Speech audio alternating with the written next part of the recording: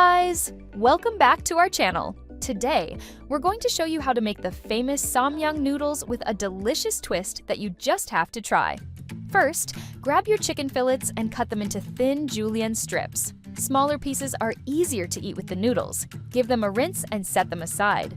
Now, let's marinate the chicken. Add 3 teaspoons of Cajun seasoning, a pinch of MSG, a drizzle of soy sauce, and some oil. Mix it well to make sure every piece is coated. Feel free to add more spices if you like.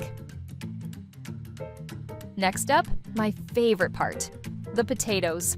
Peel and dice them into cubes, about the same size as the chicken strips. We actually forgot to video the marinating part of this, as we were hungry at this point. However, all you are going to add is about a teaspoon of Cajun spice, paprika, cayenne pepper, and peri. Also add in some Rama and oil. Yes, this is a rich dish. But, as we know, butter makes everything better.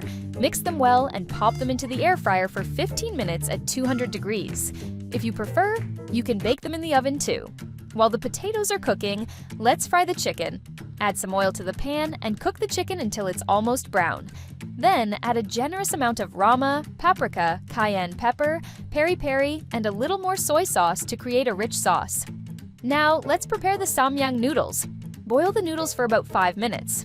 We like ours well done, but you can cook them to your preference. Once they're done, drain them and mix in the Samyang spices.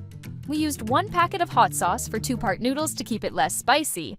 Now it's time to plate all that goodness together. Noodles first, then top them with the chicken and potatoes. Doesn't that look amazing?